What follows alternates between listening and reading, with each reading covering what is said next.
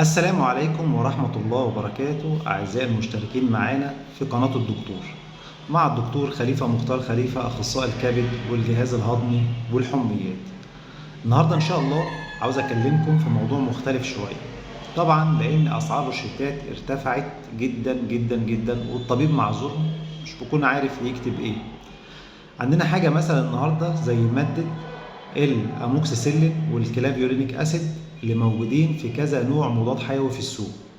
طبعا الاسعار بتاعتها بدات يكون مبالغ فيها شويه. يعني عندك حاجه زي الاوجمانتين بقت ب 200 حاجه زي الهايبيوتيك 1 جرام اسعاره عدت ال 170 180 جنيه. فطبعا النوعين دولت اشهر نوعين الناس تقريبا بتجيبهم وممكن واحد يروح يجيبهم من نفسه كده. طبعا الحاجات ديت بتبقى مشهوره جدا في عدوى الجهاز التنفسي العلوي، واحد عنده صديد على اللوز، واحد عنده مشكله في الجيوب الانفيه، واحد عنده التهاب في الاذن. فالحاجات دي حاجات معروفه ومسحوبه في السوق. فطبعا عشان تروح تجيب حاجه ب 200 جنيه مضاد حيوي ومعاه مثلا حاجه خافض للحراره او حاجه مسكن، بتلاقي الرقم عدى دخلنا في 400 500 جنيه.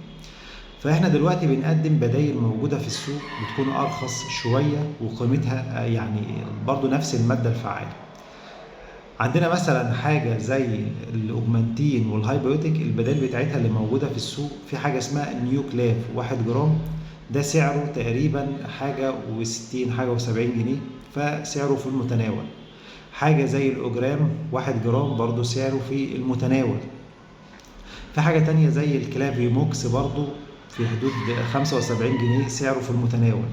في حاجة اسمها الترا موكس 1 جرام برضو سعرها في المتناول. في حاجة اسمها ايموكس كلاف برضو سعره تقريبا 60 جنيه. فهتلاقي البدائل ديت موجودة وسعرها أقل من 80 جنيه. فاحنا بنوفر تقريبا ضعف القيمة. يعني ممكن توفر في العلبة من 80 جنيه زيهم أو 100 جنيه أو 200 جنيه او 120 جنيه. يعني هتلاقي فيه توفير عندنا نسبة كبيرة جدا، وطبعا المريض بيكون اولى بيها. فعلشان كده احنا بنطالب السادة الاطباء نحاول نكتب البديل الارخص، بس تقريبا بيكون بنفس الجودة بتاعة البديل الاعلى. انما احنا لو عندنا البديل الاغلى جودته افضل واعلى وهيجيب نتيجة افضل في الحالات الشديدة، يبقى طبعا البديل الاغلى بيكون هو المفضل. انما لو حاله المريض حاله التعب بيكون الموضوع بسيط مش مستاهل نكتب له حاجه غاليه، ممكن نكتب حاجه ارخص او نكتب البديل الاوفر. يا ريت نكتب البديل الاوفر عشان نوفر على اخواتنا المرضى.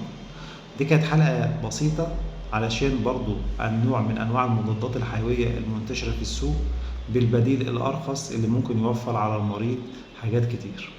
واشوفكم ان شاء الله في حلقات جايه كتير مع الدكتور خليفه مختار خليفه اخصائي الكبد والجهاز الهضمي والحميات.